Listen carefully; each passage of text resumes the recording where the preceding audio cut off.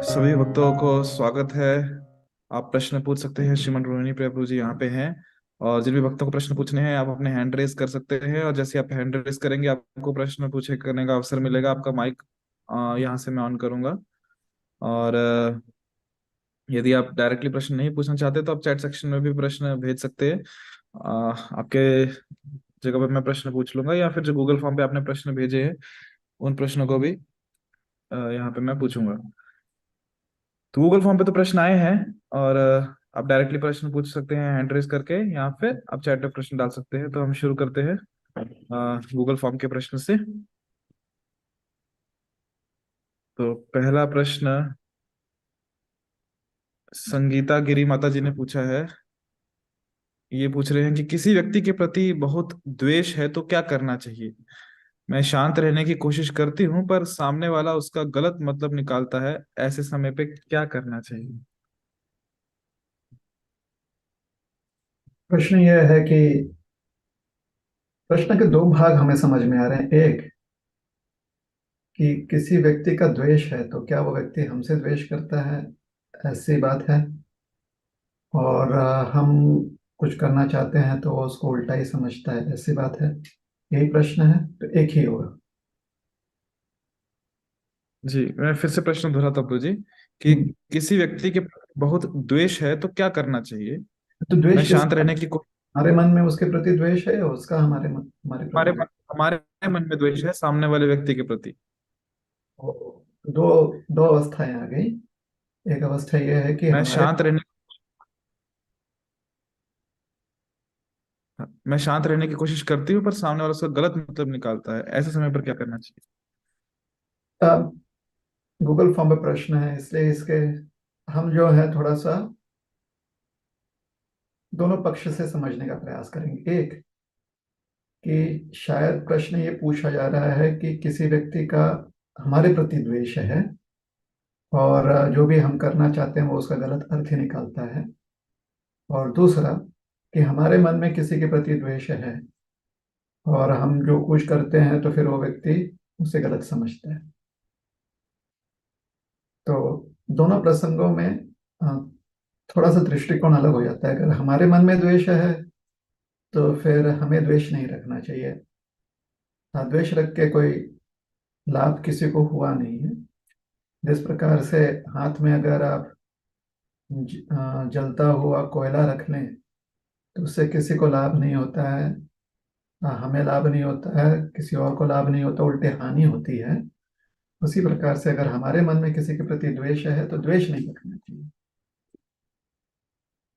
हाँ, आपसी मतभेद हो सकते हैं और मतभेद सुलझाने का हम प्रयास कर सकते हैं, किंतु हमने अपने मन में द्वेष नहीं रखना चाहिए, क्योंकि उससे किसी को लाभ नहीं होता है और उल्टे हमें हानि होती है। अगर किसी अन्य व्यक्ति का हमारे मन में द्वेष है, किसी अन्य व्यक्ति के मन में हमारे प्रति द्वेष है और इसलिए हमारी हर हर बात को वो उल्टा समझ रहा है, तो इस प्रसंग में हमें दो प्रकार से व्यवहार करना चाहिए या दो चीजों पर ध्यान देना चाहिए। सबसे पहले हमें यह विश्वास होना चाहिए कि संसार में एक व्यक्ति है जो हमेशा से हमसे प्रेम करता है, और वो है श्री भगवान। परमात्मा के रूप में भगवान जो है हमारे हृदय में विराजमान है और हमसे बहुत प्रेम करते हैं। और भगवान कभी भी किसी से द्वेष नहीं करते। इसका प्रमाण भगवान गीता में देते हैं, न मे द्वेष्योस्ति न प्रिय। मैं किसी से द्वेष नहीं करता हूँ, समोहम सर्वभूतेषु। तो सबसे पहले हमेशा यह ध्यान रखना कि श्री भगवान के हम बहुत प्रिय हैं, भगवान हमसे बहुत प्रेम करते हैं। भगवान 100% हमारे हितैषी हैं और भगवान कभी भी हमसे द्वेष नहीं कर सकते। उसी प्रकार से जिसके मन में और हृदय में भगवान नित्य वास करते हैं, ऐसे संत महात्माओं के मन में कभी भी किसी भी प्राणी के प्रति द्वेष नहीं हो सकता है। यह पश्यति स पंडितः। भगवान कहते हैं जो सबको समान दृष्टि से देखता है, ऐसा व्यक्ति जो है वो पंडित कहलाता है। चाहे वो हाथी हो, कुत्ता हो, ब्राह्मण हो या किसी अन्य जाति का हो, तो किसी भी जाति का हो, तो जो संत महात्मा होते हैं वह भी किसी से द्वेष नहीं करते, क्योंकि अम, उनके हृदय में भगवान निवास करते हैं। इसलिए जो भगवान का दृष्टिकोण है वही उनका दृष्टिकोण हो जाता है। तो हमें इस बात में श्रद्धा होनी चाहिए कि भगवान का हमसे बहुत प्रेम है। भगवान कभी भी हमसे तनिक भी द्वेष नहीं कर सकते। और जिनके हृदय में भगवान नित्य वास करते हैं, ऐसे संत महात्मा जो होते हैं, वो किसी भी आश्रम में हो सकते हैं। वो ब्रह्मचारी हो सकते हैं, गृहस्थ हो सकते हैं, वानप्रस्थ हो सकते हैं, या सन्यासी हो सकते हैं। ऐसे जो संत महात्मा होते हैं, उनका भी हमसे बहुत उनका भी हमारे प्रति बहुत प्रेम होता है, और वह कभी हमसे द्वेष नहीं कर सकते। तो जब इतने लोगों का हमें प्रेम मिल रहा है और वो हमसे द्वेष नहीं कर सकते, तो हमें निश्चिंत रहना चाहिए कि हमें बहुत प्रेम मिल रहा है। और कोई एक आधा व्यक्ति जो है, हाँ, जो थोड़ा सा हमसे द्वेष करे, तो उसके द्वेष से हमें मायूस नहीं होना चाहिए। हमारा मन जो है खिन्न नहीं होना चाहिए, क्योंकि हमें प्रेम भगवान से और संत महात्माओं से बहुत मिल रहा है। वो हमसे द्वेष नहीं करते। तो जो भी नकारात्मक शक्तियां हमारे जीवन में आती हैं, नकारात्मक परिस्थितियां हमारे जीवन में आती हैं, जिससे कि मन मायूस हो जाता है, सबसे पहले हमें ध्यान रखना चाहिए कि हमारे जीवन में सकारात्मक ऊर्जा बहुत ज्यादा है, और उस पर हमें ज्यादा ध्यान देना चाहिए, है ना। जैसे एकदम स्वच्छ कपड़ा हो तो उसके ऊपर एक दाग पड़ जाए तो लोगों का ध्यान ध्यान दाग पर ज्यादा जाता है। लेकिन जो सकारात्मक वृत्ति वाले होते हैं, वो देखते हैं कि पूरा कपड़ा स्वच्छ है, सिर्फ एक ही दाग तो है, कभी ना कभी निकल जाएगा, या उस दाग को छुपाना बहुत आसान हो जाता है ताकि किसी की दृष्टि में ना आए। लेकिन पूरा ही कपड़ा अगर मैला हो, तो फिर व्यक्ति जो है चिंता करता है कि कैसे उसको स्वच्छ किया जाए। तो हमारे जीवन में सकारात्मक ऊर्जा जो है बहुत अधिक है, किसी के भी किसी भी प्राणी के जीवन में। तो एक आध व्यक्ति जो है, चाहे वो हमारा कितना ही हमें लगे कि प्रिय है, अगर उसका हमारे प्रति द्वेष है, तो हमें बहुत ज्यादा चिंतित नहीं होनी चाहिए। हमें निश्चिंत रहना चाहिए कि हमें उतना ही प्रेम और उतनी ही हमारे प्रति उतना ही अ, ध्यान जो है भगवान रख रहे हैं, और भगवान के अ, जो अनन्य भक्त हैं वो रख रहे हैं। तो ये पहली बात है कि निश्चिंत रहना चाहिए कि हम अधिक मात्रा में हमारे हितैषी ज्यादा है, ना कि हमसे द्वेष करने वाले। दूसरी बात, अगर किसी कारण से, किसी मनमुटाव के कारण कोई हमारी बात नहीं समझ रहा है, तो उसे समझाने का प्रयास करना इतना आवश्यक तो नहीं है। हम ही उन्हें समझाए, जरूरी नहीं है। अगर हमारे कोई मित्र हैं, स्वजन हैं, जिनका जिनकी बात वो मानते हैं, तो हम ऐसे मित्र स्वजनों से कह सकते हैं कि हाँ, जो व्यक्ति हमसे द्वेष कर रहा है उसकी हमें चिंता है, और हमें लगता है कि ऐसा व्यवहार करने से उसको लाभ या हानि हो सकती है। तो क्या आप यह बात उन्हें समझा सकते हैं?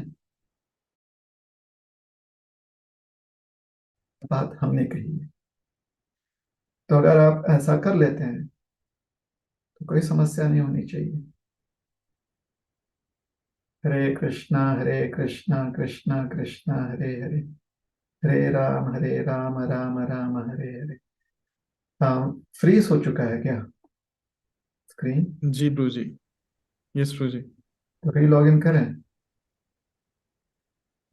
जी। ठीक है, तो ये उत्तर खत्म कर देते हैं हम। आप निश्चिंत हो जाइए कि आपके प्रति भगवान की बहुत दया दृष्टि है, संत महात्मा भी जो हैं, जो कि बहुसंख्या में हैं, जिनके मन और हृदय में भगवान नित्य निवास करते हैं, उनकी भी कृपा आपके ऊपर है। तो बहुत सारा आशीर्वाद आपको मिल रहा है। दूसरी बात, अगर कोई आपकी बात नहीं मान रहा है और आपको लगता है कि वह आपसे द्वेष करता है, तो उसके अगर आप हितैषी मार्ग ढूंढिए, जिससे कि आपकी जो हितजनक, जो आपकी आपका जो चिंतन है, जो आपके विचार हैं, उसके हित में वो किसी और के माध्यम से पहुंचे, ताकि उसे पता न चले कि आप जो हैं उन्हें ये सुझाव दे रहे हैं।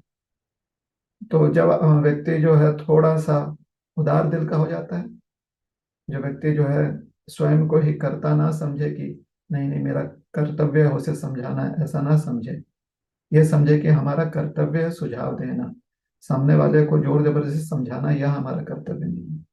हमारा कर्तव्य सिर्फ सुझाव देना है। अगर सामने वाला जो है हमसे परेशान हो रहा है, तो जबरदस्ती मत कीजिए, दूसरा मार्ग ढूंढिए, कोई अन्य व्यक्ति के माध्यम से या कोई अन्य मार्ग से उस तक वो सुझाव पहुंचे, ऐसा प्रयास कीजिए। ठीक है। हरे कृष्ण। चाहते हैं आप अपना हैंड रेस कर सकते हैं, ताकि आपको अवसर मिले प्रश्न पूछने का, या फिर आप चैट सेक्शन में भी प्रश्न भेज सकते हैं। अगला प्रश्न गूगल फॉर्म पे है। इन्होंने नाम अपना अननोन लिखा है और पूछ रहे हैं कि हरे कृष्ण बलि दंड प्रणाम प्रभु जी, recently I heard and read that in Sharabha Upanishad, which is a part of Atharvaved, tell that Lord Narasimha was defeated by Sharab, one of the form of Lord Shiva. When he got uncontrollable, Lord Shiva took this form and defeated Lord Shiva. My question is, did this really happen and all? And if so, how should we take this as a devotee of Lord Krishna? भगवान की लीला जो है वो अचिंत्य होती है। प्रश्न ये है कि कहीं कुछ ग्रंथों में, एक आध ग्रंथ में ऐसे भगवान महादेव का जो शरभ अवतार है, जहाँ पर महादेव जी शायद शरभ शरभ नाम का एक प्राणी होता है, उसका स्वरूप धारण करते हैं, भगवान नरसिंह देव को थोड़ा शांत करने के लिए, और नरसिंह देव को शांत करते हैं वो। तो शांत करने की प्रक्रिया ये समझाई गई कि वो नरसिंह देव भगवान को अपने वश में कर लेते हैं या उन्हें परास्त कर देते हैं। और जो प्रश्न करता है वो ये भी कह रहे हैं कि अथर्ववेद के जो शरभ उपनिषद नामक जो प्रमाण है वहां से है। तो ऐसा प्रसंग जो है शास्त्र में उल्लेखित हो सकता है। शरभ अवतार का भी वर्णन है। हम्म, तो जो वैष्णव दृष्टिकोण है वह यह है कि भगवान की लीलाएं जो है अचिंत्य होती हैं।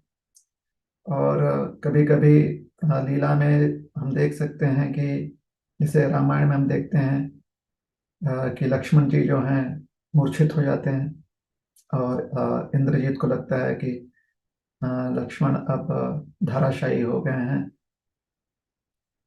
और राम जी जो हैं व्याकुल हो जाते हैं, या फिर सीता मैया का अपहरण हो जाता है।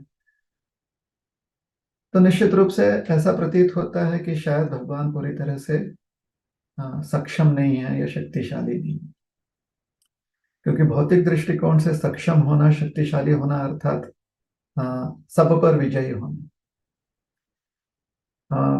जहाँ पर भक्ति की दृष्टिकोण आती है, भक्ति की बात होती है, वहां पर यह समझना आवश्यक हो जाता है कि कभी कभी भगवान अपने भक्तों के प्रति जो उनका प्रेम है, उसकी वजह से उनके वश में आ जाते हैं,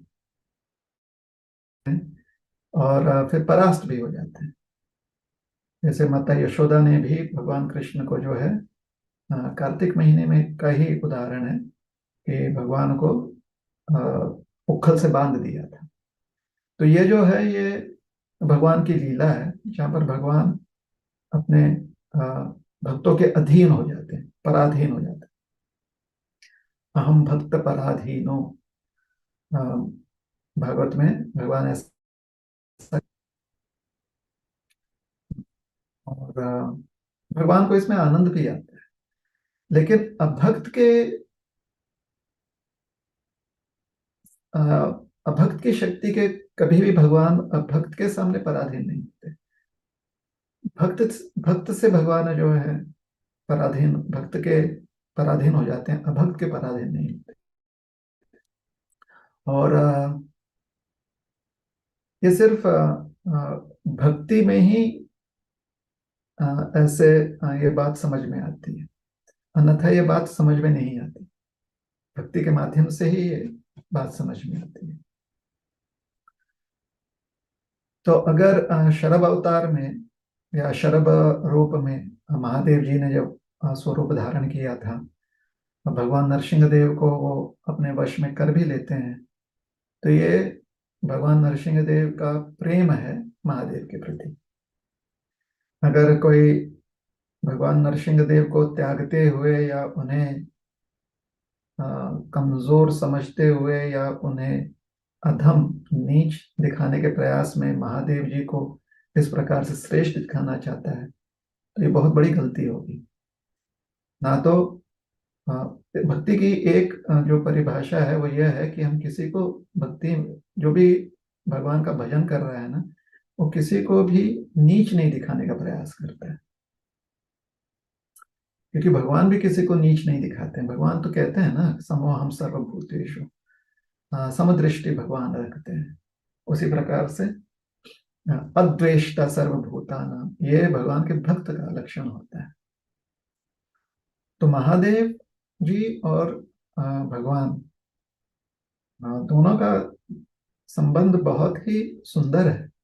महादेव जी भगवान के गुणावतार भी हैं, और साथ ही साथ महादेव जी परम वैष्णव भी हैं।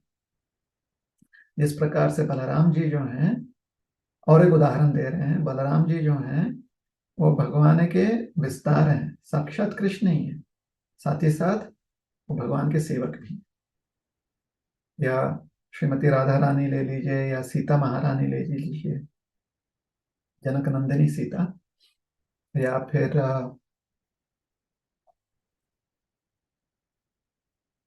महालक्ष्मी जी ले लीजिए। ये सब भगवान की शक्ति है, भगवान से भिन्न नहीं है, भगवान में और उनमें अंतर नहीं है। और साथ ही साथ हम देखते हैं कि भगवान की शक्ति है, साथ ही साथ भगवान की सेविकाएं भी। तो उसी प्रकार से महादेव जी भगवान के गुणावतार हैं, और साथ ही साथ परम वैष्णव भी हैं। वैष्णवाणाम यथा शंभु, भगवत में कहा गया है। तो अगर महादेव जी भगवान को परास्त कर रहे हैं, तो ये महादेव जी और भगवान की लीला है, और उस लीला से बस प्रेम बढ़ता है। तो ना ही जो भगवान नरसिंह देव का भक्त है उसे बुरा लगना चाहिए, और जो ना ही महादेव जी के जो अनुयायी हैं उन्हें लगना चाहिए कि हम श्रेष्ठ हैं। ऐसी बात नहीं है, लीला है। और लीला का अर्थ यही होता है कि कभी कभी भगवान जो हैं वो विजयी हो जाते हैं, और कभी कभी लीला में भगवान जो है परास्त हो जाते हैं। तो जो वैष्णव होता है वो महादेव जी की स्तुति करता है, और भगवान की भी स्तुति करता है कि देखिए कितना प्रेम है। जिस प्रकार से प्रहलाद जी जो है नरसिंह देव को अपने वश में कर पाए, नहीं तो नरसिंह देव जो है रौद्र स्वरूप धारण कर लिए थे। उसी प्रकार से जो अ, शरभ शरभ संहिता है, या शरभ उपनिषद जो है, उसमें समझाया गया है कि महादेव जी ने शरभ स्वरूप लेकर नरसिंह देव को शांत किया। ठीक है। हरे कृष्णा।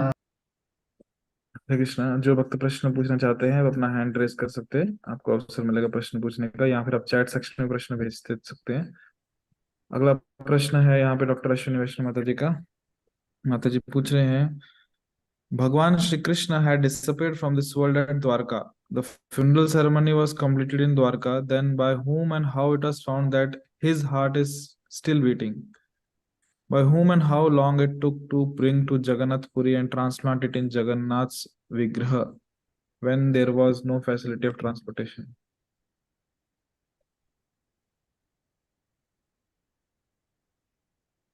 तो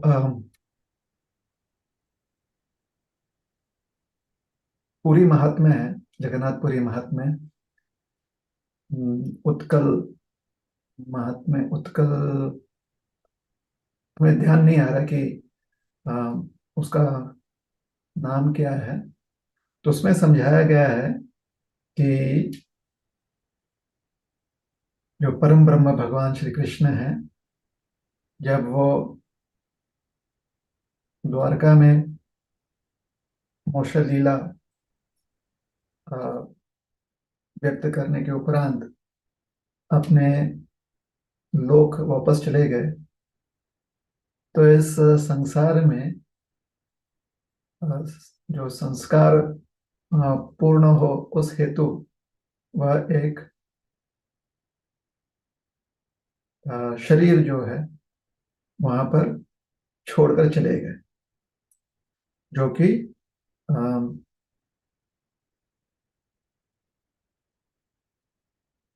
भौतिक दृष्टिकोण से अ, एक मानव शरीर था। वैसा एक शरीर जो है भगवान यहाँ पर छोड़कर चले गए। वो स्थान है देहोत्सर्ग।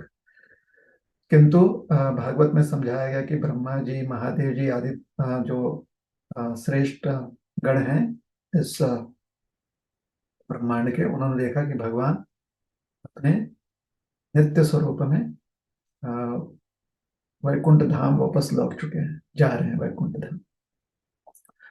तो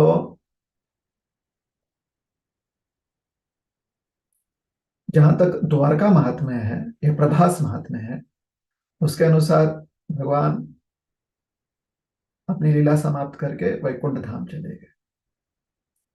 और जो उत्कल महात्म्य है उसके अनुसार, ये जो पूरी महात्म्य है उसके अनुसार, भगवान का जब दाह संस्कार किया गया, अ, अर्जुन जी आए और अर्जुन जी जो वरिष्ठ अ, जो वृद्ध यदुकुल के पुरुष गण थे, उनके हस्तों द्वारा जब उन्होंने सारे यदुवंशियों का, जिनका प्रभास में अंत हो चुका था, उनका दाह संस्कार किया, तो उस समय श्री भगवान जो है अ, उन्होंने दारू ब्रह्म का स्वरूप धारण किया। और उनके साथ साथ बलभद्र जी और सुभद्रा देवी ने भी वही दारू ब्रह्म स्वरूप धारण किया। दारू ब्रह्म अर्थात लकड़ी का स्वरूप। और इस प्रकार से इस स्वरूप में तीन लकड़ियां जो हैं वो समुद्र के माध्यम से तैरती हुई द्वारका से जगन्नाथपुरी पहुंची।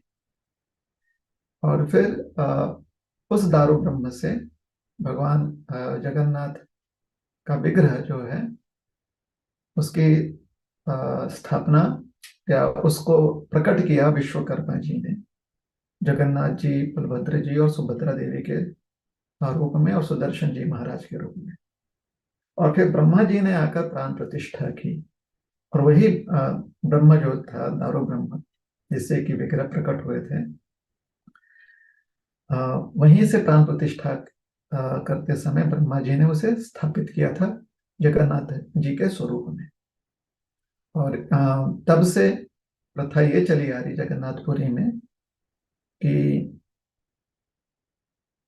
अ, तिथि, एक तिथि होता है जिसका संदर्भ हम बाद में अ, जो कि एकदम एग्जैक्ट संदर्भ है वो ना दे सकते हैं, अभी हमें ध्यान में नहीं है। उस तिथि के दिन अ, भगवान का जो अ, जो विग्रह स्वरूप में भगवान प्राण प्रतिष्ठित हैं, वहां से भगवान को देहांतरित किया जाता है। नए विग्रह में।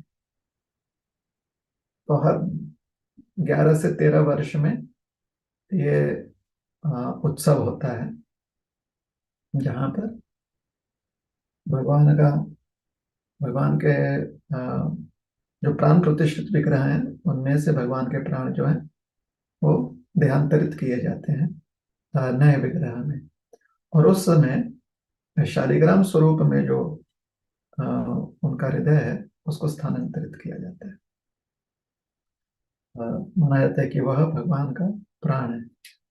और वो जब स्थानांतरित कर दिया जाता है शालिग्राम रूप में, जो भगवान का हृदय माना गया है, तब जो नया स्वरूप भगवान का बनाया गया है उसमें भगवान प्राण प्रतिष्ठित हो जाते हैं। तो ये अ, उत्कल जो महात्म्य है उसमें ये लीला समझाई गई है। तो सबसे पहले भगवान की प्राण प्रतिष्ठा जो है साक्षात ब्रह्मा जी ने आकर किया था। जब महाराज ने उन्हें आमंत्रित किया था तो ब्रह्मा जी ने आकर, और अन्य देवी देवता जो हैं या श्रेष्ठ महर्षिगण जो हैं ब्रह्मांड के, वो सब आए थे और उनके निर्देशन में प्राण प्रतिष्ठा की गई थी। हरे कृष्ण।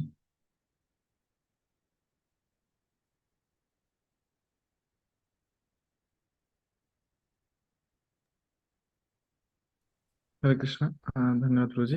अश्विनी माता जी, आप अपना अभिप्राय व्यक्त कर सकते हैं चैट सेक्शन में।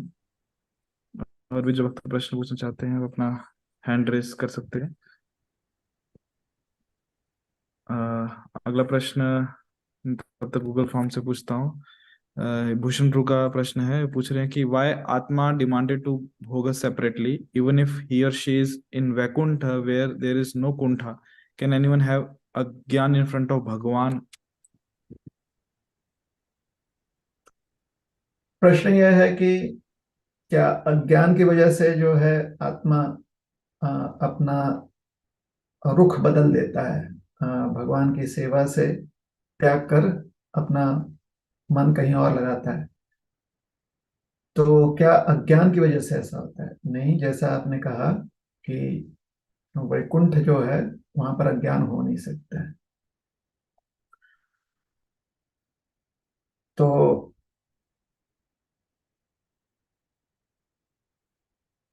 जब किन्हीं जीवों को अज्ञान के अधीन रहने की अवस्था किन्हीं जीवों की तैयार होती है, तो उस समय जो दिव्य जगत है उसके एक कोने में एक प्रकार का बादल कहिए आप, या धुआं कहिए, वो तैयार होता है। और वहीं पर फिर भगवान की जो दिव्य सृष्टि है वो ऐसे जीवों के लिए भौतिक सृष्टि के रूप में व्यक्त होती है उस एक कोने में। तो भगवान की सेवा करते हुए वैकुंठ में जीव के मन में ये बात कैसे आती है कि भगवान से विमुख हो जाए? आम, ये अज्ञान के कारण नहीं होता है। ये जो इच्छा वृत्ति होती है जीव की, इच्छा करने की वृत्ति, हाँ, उसके कारण होता है। इच्छा, या जो इच्छा का अर्थ होता है स्वतंत्रता, तो स्वतंत्रता का अर्थ होता है ऐसे करें या वैसे करें।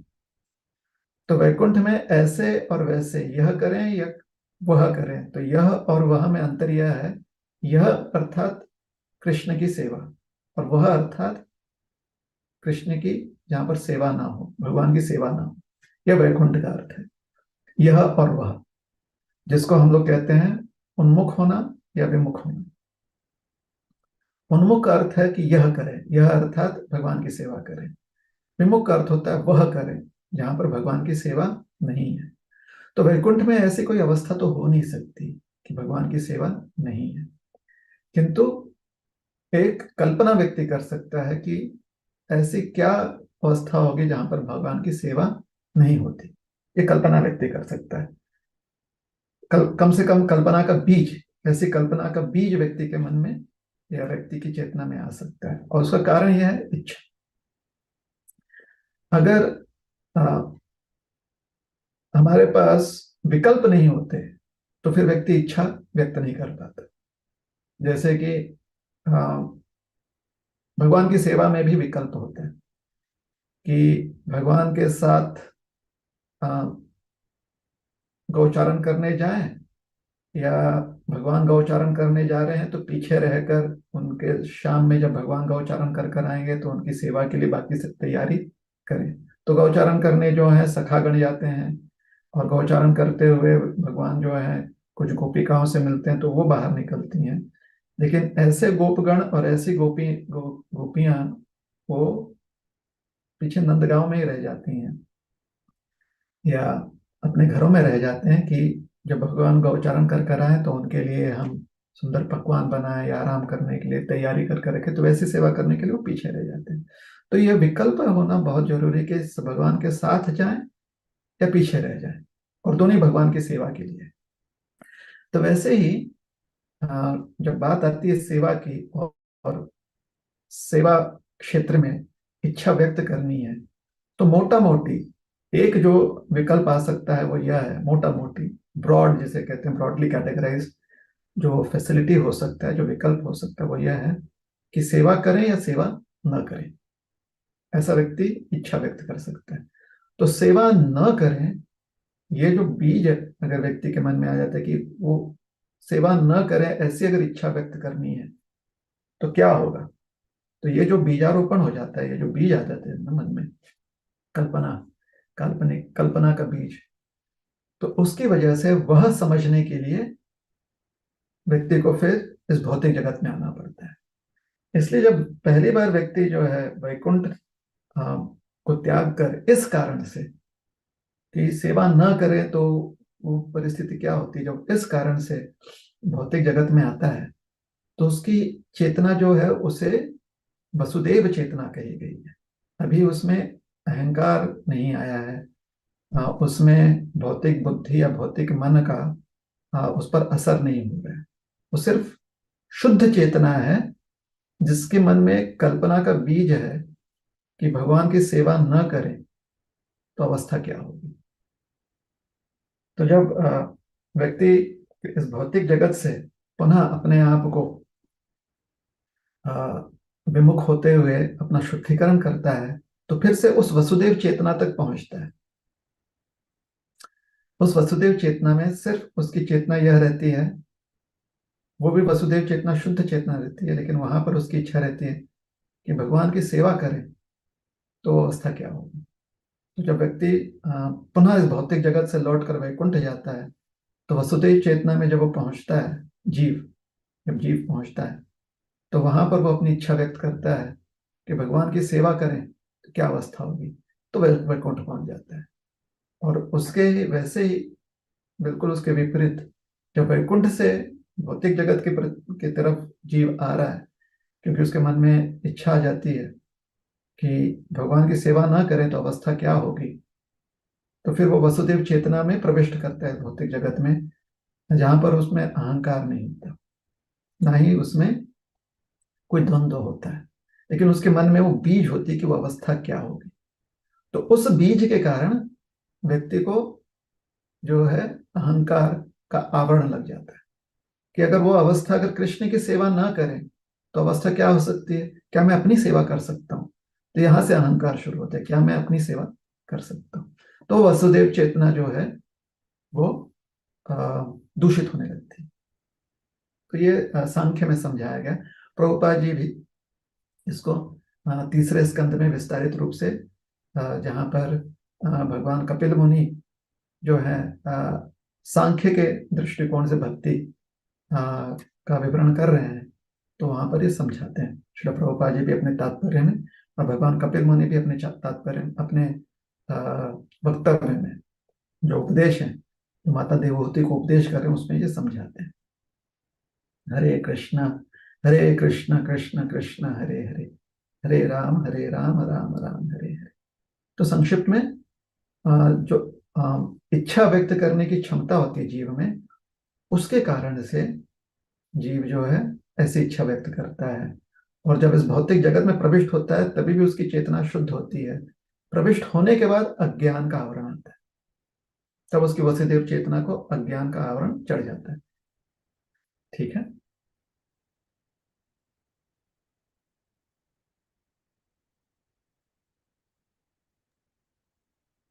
हरे कृष्णा। हरे कृष्ण। इसको इंग्लिश में भी उत्तर देने का की आवश्यकता है? ये प्रश्न इंग्लिश में था ना, अंग्रेजी में? प्रश्न इंग्लिश में था प्रभु। तो क्या करें, हिंदी में ही उत्तर देकर रहने दें या इंग्लिश में भी उत्तर देने का प्रयास करें? ठीक है, हिंदी ठीक है प्रभु, समझ जाएंगे। अगला प्रश्न मैं पूछता हूँ। किसी ने डिवोटी ने हैंड रेज नहीं किया है तो चैट सेक्शन में गूगल फॉर्म का ले लेते हैं। ब्रिजभान सिंह प्रभु का प्रश्न है कि I use to get prasad, so what I like offers first to Krishna when I am at home. It's not possible out of my home with the three mantra suggested. Now what further I can add in Krishna service. फिर से।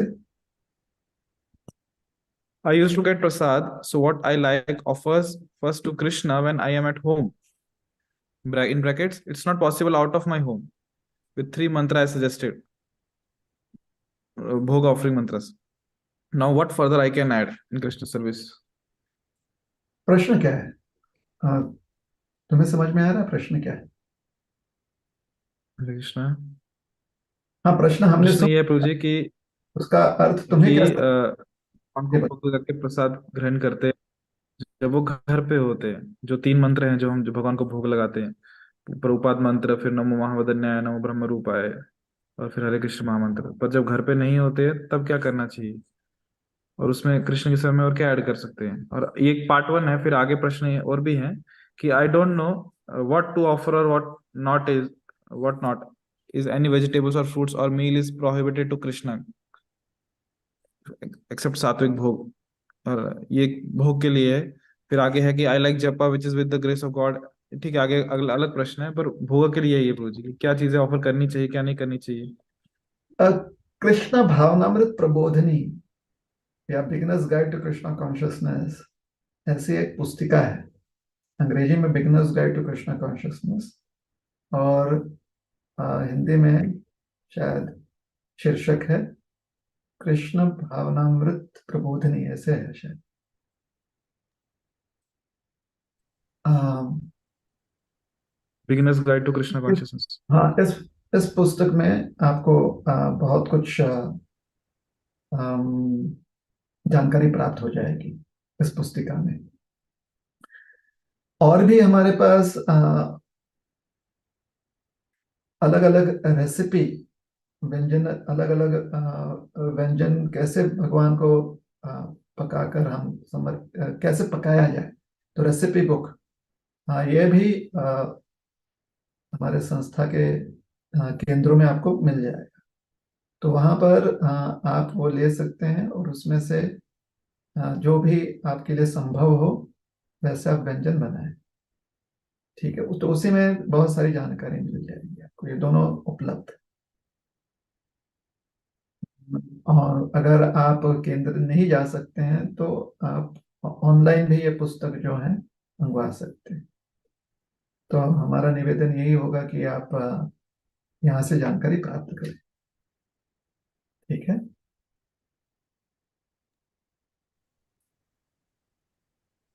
हरे कृष्ण।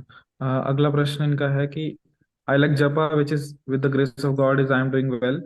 आई use to attend nagar sankirtan which I like is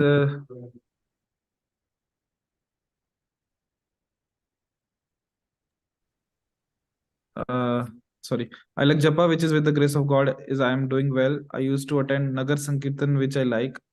Is one can, if one can to bhakti by these limited tools, as we know it's unlimited, neti neti or so what further, please suggest। thank you Prabhuji।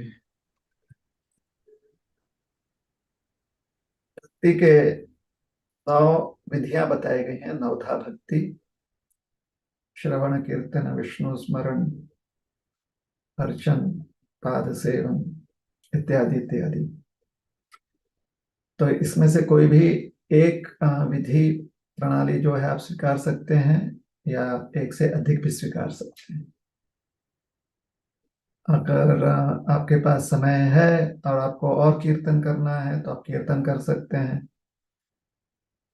अगर नगर संकीर्तन जो है सीमित रूप से किया जा रहा है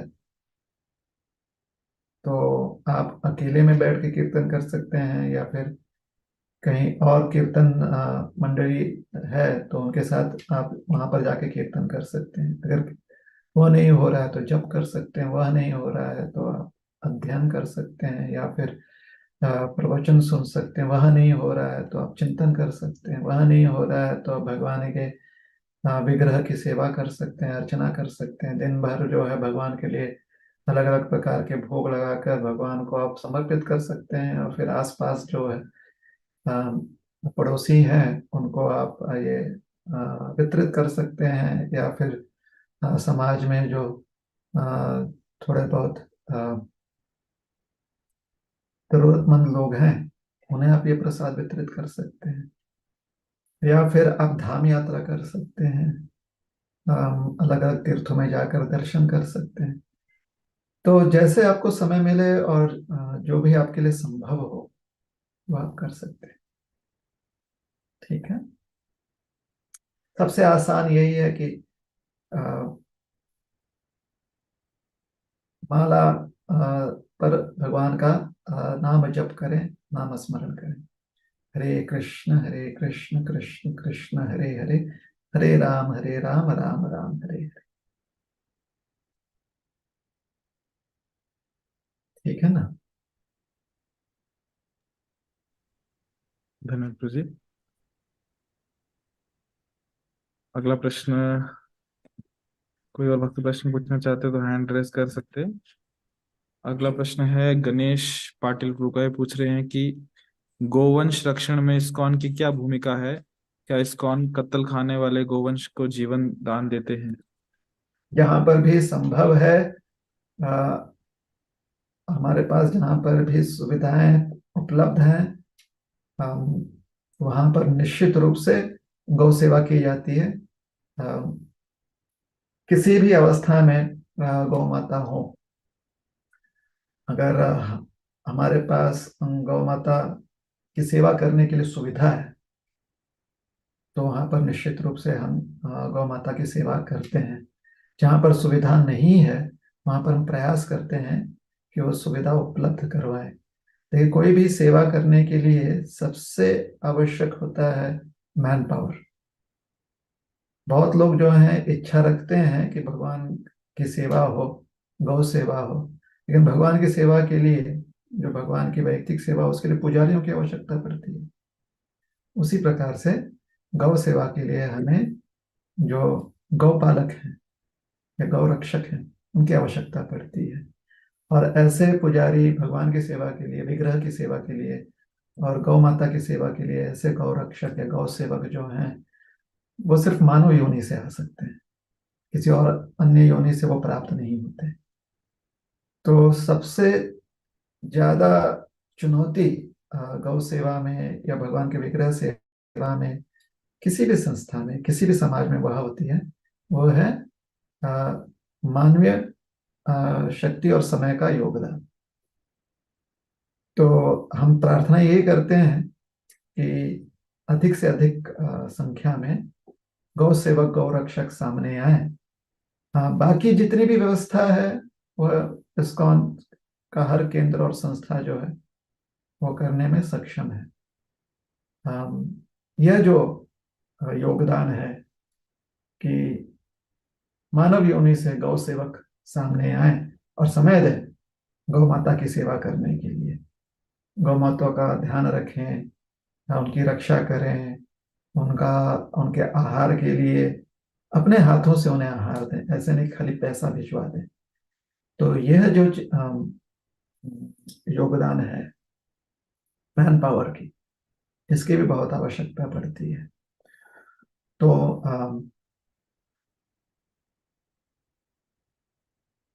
अगर आपकी इच्छा है और आप जानना चाहते हैं कि क्या इस्कॉन ऐसी सेवा करता है तो इस्कॉन के किसी केंद्र से आप संपर्क करें। जैसे कि हमारा जो केंद्र है छत्रपति संभाजी नगर में, वहां पर यथाशक्ति हम लोग गौ माता की सेवा करने का प्रयास कर रहे हैं। जितना और मैन पावर हम बढ़ा सकते हैं या बढ़ सकता है, अगर आपके पास कोई ऐसे जानकारी है कि कुछ लोग ऐसी सेवा करना चाहते हैं तो आप हमसे उनका संपर्क करवा दीजिए। उनकी बाकी जितनी भी उनकी जो आवश्यकता है उसका ध्यान जो है संस्था रख लेगा। गौ सेवकों की बहुत आवश्यकता है, जो अ, गौशाला में रहकर या जो गौठान है वहां पर रहकर गौ माता की सेवा करें। ठीक है, ऐसा नहीं कि कमी है, यथाशक्ति हम लोग कर रहे हैं। और भी गौ सेवकों की बहुत आवश्यकता है। तो अगर आप चाहते हैं तो आप भी आ जाएं, और निश्चित रूप से अ, सुविधा दी जाएगी। या कुछ लोग जो हैं साप्ताहिक रूप से आकर सेवा करना चाहते हैं कि सप्ताह में एक दिन, सोमवार को, किसी एक वार को, सोमवार को या बुधवार को या मंगलवार को आकर आप सेवा करना चाहते हैं, या सप्ताह में कुछ घंटे आप सेवा करना चाहते हैं, सुबह के 4 घंटे, या किसी दिन में आप कुछ घंटे सेवा करना चाहते हैं, तो निश्चित रूप से आइए और सेवा कीजिए। जैसा हमने कहा, बाकी सुविधाएं जो हैं वो अ, उन्हें अ, तैयार करना या उनका निर्माण करना आसान है। जो अ, गौ सेवक है, गौ रक्षक है, उसके लिए व्यक्तिगत रूप से व्यक्ति को, इंडिविजुअली व्यक्ति को जो है वो अपनी इच्छा व्यक्त करनी पड़ेगी और आकर सेवा करनी पड़ेगी। प्रार्थना यही है कि अगर हम कर सके तो बहुत अच्छी बात है, और अगर हमसे ना हो सके तो कम से कम हमारे परिवार में से कोई कर सके, या हमारे समाज में से कुछ लोग जो हैं उनको हम प्रोत्साहन दें, उनको हम सपोर्ट करें कि वो अ, कुछ समय के लिए या पूरी तरह से फुल टाइम या पार्ट टाइम जो है आकर व्यक्तिगत अपना स्वयं सेवक सेवा करें। ठीक है, हरे कृष्ण। हरे कृष्ण, धन्यवाद प्रभु जी। अगला प्रश्न प्रियंका राठौर माता जी का है। माता जी माइक ऑन करके प्रश्न पूछ सकते हैं।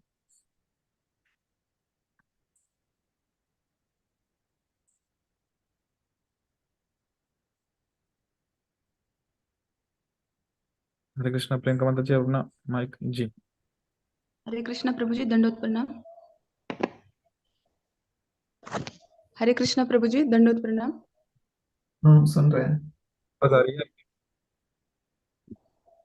हरे कृष्णा। हाँ हाँ, हम सुन रहे हैं, जी आप जी, बस। आपकी आवाज आ रही है आपको?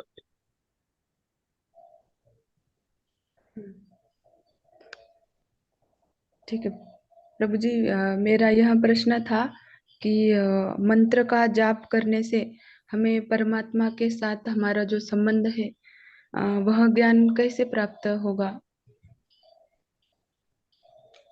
योग्य रूप से जाप करने से परमात्मा के साथ संबंध स्थापित हुआ है, ये एक साक्षात्कार है।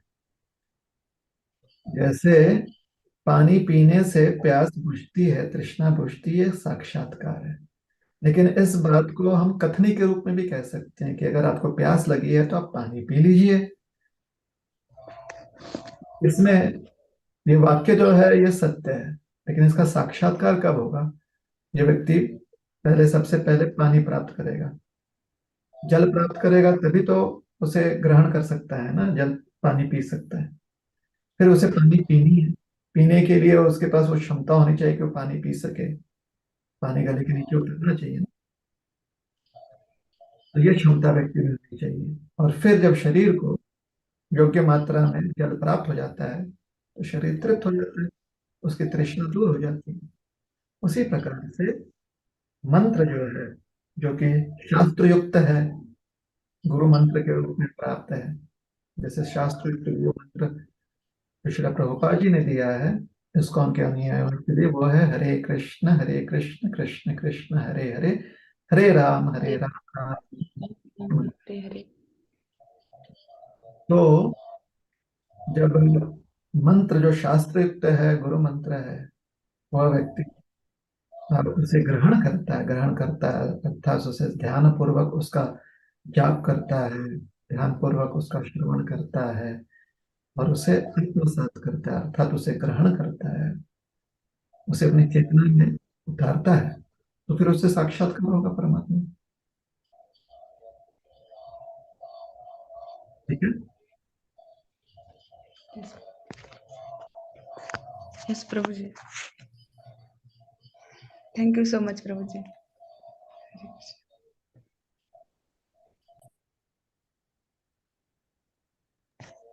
हरे कृष्ण। हाँ, अगला प्रश्न अनिकेत सातपुते प्रभु जी कह रहे हैं कि मुझे गौ सेवा करनी है। धन्यवाद प्रभु जी, आपको सेवा करनी है तो आप आ सकते हैं मंदिर में कभी भी। अगला प्रश्न है ऋषिका क्षीर सागर जी का। अगर ये किसी पूछ रहे को हैं। छत्रपति संभाजी नगर का जो हमारा इस्कॉन केंद्र है वहां पर गौ सेवा करनी है, तो आप आकर या तो प्रेमप्रद प्रभु से संपर्क कर सकते हैं या गिरधारी गोविंद प्रभु से संपर्क कर सकते हैं। ये दो व्यक्ति हैं छत्रपति संभाजी नगर में, जिनसे आप अगर संपर्क करें, विशेष करके गिरधारी गोविंद प्रभु से आप संपर्क कर सकते हैं या प्रेमप्रद प्रभु से भी संपर्क कर सकते हैं, तो वो आपको योग्य मार्गदर्शन करेंगे। हरे कृष्ण। हरे कृष्ण प्रभु जी। अगला प्रश्न है ऋषिका क्षीर सागर जी का। ये पूछ रहे हैं प्रभु जी, बर्थडे सेलिब्रेट करना सही है क्या? अगर सही है तो क्यों करना चाहिए? बिल्कुल, भगवान का बर्थडे सेलिब्रेट करना ये बिल्कुल योग्य है। हाँ, अगर आप अपने स्वयं के बर्थडे के बारे में, जन्म तिथि के बारे में विचार कर रहे हैं, तो निश्चित रूप से जन्म तिथि का जो तिथि है उसमें आशीर्वाद प्राप्त प्राप्त करने का प्रयास करना चाहिए। इसलिए उसे हम जन्म तिथि कहते हैं। बर्थडे तो अंग्रेजी में कहा जाता है जन्म दिवस, हम उसे जन्म तिथि कहते हैं। तिथि का अर्थ होता है ऐसा कोई क्षण, अवसर जहां पर विशेष रूप से आप आशीर्वाद, वरदान प्राप्त कर सकते हो। तो जन्म तिथि पर कैसे वरदान प्राप्त करना चाहिए?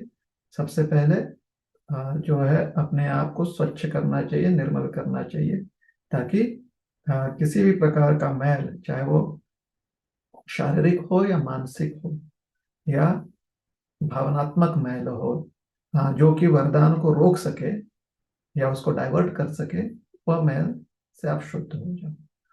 तो अच्छे से स्नान कीजिए प्रातः काल, तिथि के दिवस, और आ, प्रसन्न मन से नाम स्मरण, नाम जप कीजिए। उसके बाद जाकर भगवान की सेवा कीजिए। भगवान की सेवा जो है, या तो भगवान का अभिषेक करके किया जाता है, या भगवान के लिए सुंदर भोग बनाकर किया जाता है, या भगवान का जहाँ पर भी भगवान की स्थापना की गई, प्राण प्रतिष्ठित है, वहां पर जाकर आप मार्जन कर सकते हो, साफ सफाई कर सकते हो, दान कीजिए। अन्न दान कर सकते हैं, अर्थ दान कर सकते हैं, जो जिसे करने से लोगों को थोड़ा सा थोड़ी सी उनकी कठिनाइयां जो है कम हो जाए और भगवान को याद कर सके। इसलिए दान कीजिए कि जब कठिनाइयां कम होती हैं तो लोग जो है भगवान के प्रति कृतज्ञ होते हैं। तो दान करते समय उसका परिणाम ऐसे होना चाहिए, इस वृत्ति से हमें दान करनी चाहिए। परिणाम हो ना हो, हमारी वृत्ति यह होनी चाहिए कि जो दान स्वीकार रहा है वो भगवान के प्रति कृतज्ञ हो जाए। तो इस प्रकार से वरदान प्राप्त होता है। जो दान स्वीकारता है वो भी हमें वरदान देता है। गौ माता की आप सेवा कर सकते हैं, अन्य प्राणियों की आप सेवा कर सकते हैं। पीपल के वृक्ष को, वट वृक्ष को जाकर जल दीजिए, या फिर आसपास वहां पर अगर कुछ कृमि कीटक हैं, चींटियां रहते हैं, घर में मत कीजिएगा, घर से बाहर दूर। इसलिए घर, ऐसे वृक्ष जो है अक्सर जो गृह होता है, घर होता है, उसे दूर रखा जाता है, ताकि वहां पर जितनी चींटियां हैं या कृमि कीटक हैं, बाकी जितने भी इंसेक्ट्स हैं, उनके लिए आप कुछ दाना छोड़ सकते हैं। तो ऐसे जन्मतिथि मनाने का प्रयास करना चाहिए। तो थोड़ा हमने समझाने का प्रयास किया। भगवान की जन्मतिथि निश्चित रूप से बहुत ही उत्साह के साथ, उत्सव रूप में मनाना चाहिए, क्योंकि भगवान को मानने वाले बहुत सारे लोग हैं ना। तो सबको जब एकत्र होकर भगवान की सेवा करने आता है भगवान की जन्मतिथि पर, तो इससे समाज की ऊर्जा बढ़ती है। इसी प्रकार से हमारे परिवार या मित्रगण जो है जब आकर हमें आशीर्वाद देना चाहते हैं, तो हमारे परिवार की ऊर्जा जो है वो बढ़ती है, या हमारे जो मित्रगण होते हैं उनमें ऊर्जा बढ़ती है। सब जो है बहुत पॉजिटिव माइंडेड हो जाते हैं, प्रसन्न चित्त हो जाते हैं, सकारात्मक ऊर्जा बढ़ जाती है। ठीक है। हरे कृष्ण।